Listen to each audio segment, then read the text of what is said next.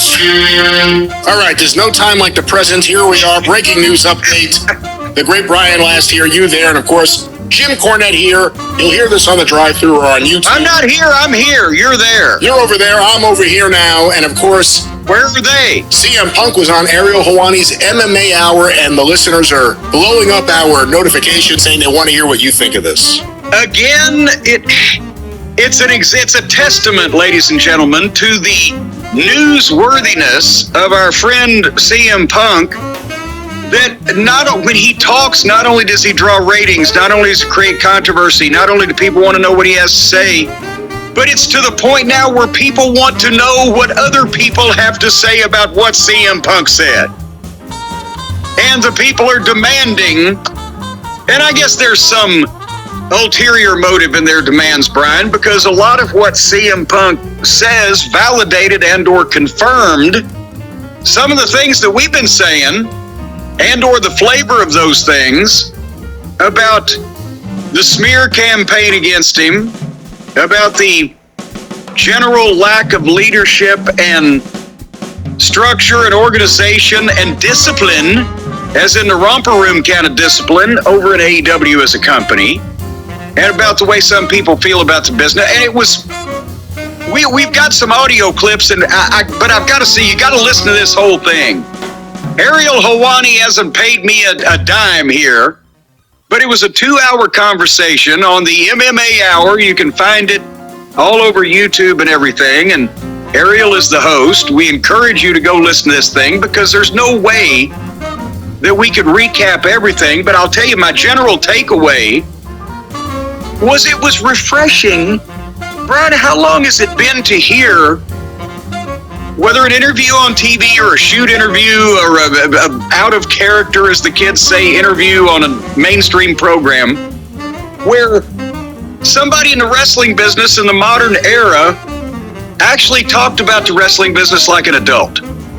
Like people in the wrestling business used to talk, instead of, oh, it was always my dream to be in the WWE, and so me and my friend got together and we thought up a bunch of wild stunts, and we put our bodies on the line so that the fans would roar, and we got a 5-star match, and oh, it was so great. Instead, he's saying, hey, this business is about selling tickets and drawing viewers, and if you're more happy that some goof says you had a 5-star match in a building a quarter full, then we're in a different business.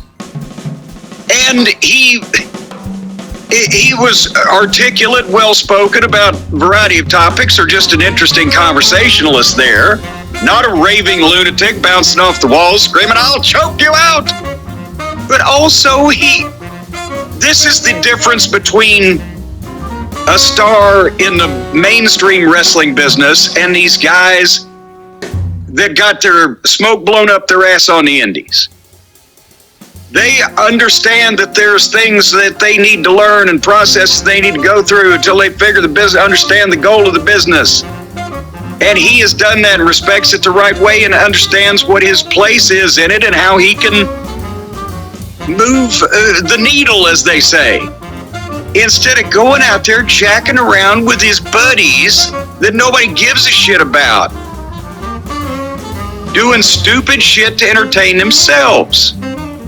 And it's not just, there's a lot of people that fit that category, and not many people that I think that can sound as well-spoken and professional and as clear-headed and reasonable and explain the wrestling business to the layman without exposing every goddamn dirty little nook and cranny of it.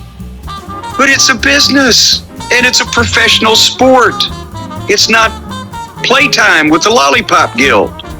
That was my refreshing comment. That was your refreshing comment. You're declaring your own comment is refreshing. No, that was my comment on why it was refreshing for me to hear that, is what I'm trying to say. All right. Well, to you. Funny enough, it was a refreshing comment, so you win on both counts. Well, it was almost a fresca. You know, I watched it too, and I have to say, I was afraid for my life. I've been watching wrestling interviews for so many years. I've never felt so much fear in my life. That's because this place is a joke and you're a clown and I quit. You know, and I think part of the story, we'll talk a little bit about it later on, has been the usual suspects, the reaction from the Ninny fans, from, quite frankly, the Tony Khan kind of fans out there. If Tony wasn't a billionaire's son, these are the fans that are on the message boards with him. Weak-minded, don't understand the business, believe anything that's said to them by the people they like. And earlier that day, I don't know if you got a chance to see it, a lot of the listeners were sending it over. Punk and Randy Orton did a watch-along of their old WrestleMania match from whatever, 2012, 2011, I forget. I heard that happen, but I have not seen it. You need to see it, because they talk about the fact that they did not like each other. They had issues. Punk caught Randy Orton running his mouth on him to Arn Anderson. Walked in on it. And you know what? They ended up making money together, and it all worked out. And now they're sitting there like old war buddies, having a great time. You need to see it, because it's kind of the difference between the wrestling business and Tony Khan's dad-funded hobby, which is all it is. And we'll talk more about that stuff a little bit later on, but fascinating interview. Went on for a long time. Yes, it was the same length as an episode of SmackDown, but it took longer to watch because you didn't want to fast forward through anything. Although I zipped out a little bit early when the lightning and thunder started and I was wearing the headphones. I figured, well, I don't want to go to old Sparky just to hear Punk's closing comments, but I got the main portion of it. And, he touched on a lot of stuff. Obviously, there's an NDA on the brawl out, the big dressing room kerfluffle. And so Ariel Helwani asked him, he said, well, why did you sign an NDA on this? He said, I didn't sign an NDA for anything that I did wrong. Well, why'd you sign an NDA? Well, you'll have to ask Tony, because he's the one that wanted me to do it. Hey, he'd love to be able to tell people what happened in that room. There's a reason why Tony Khan and AEW don't want people talking about the behavior of the Young Bucks, Kenny Omega, Mega Parikh, and everyone involved in that affair. And it's not CM Punk. But that's the only, because he doesn't have an NDA on Wembley and old Jungle Jack off, and not only that, but he revealed he didn't have a no-compete. They fixed it up. I'm talking about the elite and their ilk, fixed it to where the Tony ended up firing his biggest star, and at the same time letting him go free and clear so that he could join the opposition anytime he wanted. And I mean, we don't know the particulars. I understand Punk has a good attorney. Number is 877-50-STEVE. But he might have got a little bonus just go away. You're upsetting my friends. And the fact that Punk is now in the position he's in, and Tony and his friends are in the position they're in. It's what the fuck? With friends like that, you don't need enemas. See, here's the deal. Punk went in there, no matter what you think of him or what side you're on in terms of what wrestlers you like, Punk went in there thinking, I'm going to work with Tony Khan, who's professing how much he loves me, and I'm going to try to make this place great, and I'm going to try to produce great stuff, and I'm going to, at this point in my life, let alone my career that I'm returning to, be able to help people. I mean, you could tell in this interview, he kept referring to himself as Phil the Booker. He thinks a lot about this. This isn't just a job. When you're really in deep, it's in your head all day. It's in his head. And he wants to be able to do more. And he said the same thing that people that talk to me who love Tony Khan as a human being, love him, say to me, which is that he's a tremendously nice guy and he's not a boss in any way. And I've always said it from day one. You can go back. We've been saying all these things before anyone else jumped on him.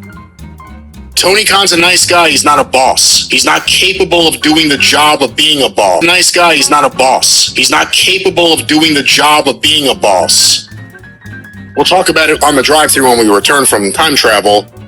I think the quote was, he's not a boss, he's a nice guy, and that's a detriment to the company. You know, it's funny enough, the day this interview comes out, AEW released a bunch of wrestlers or a bunch of wrestling personnel.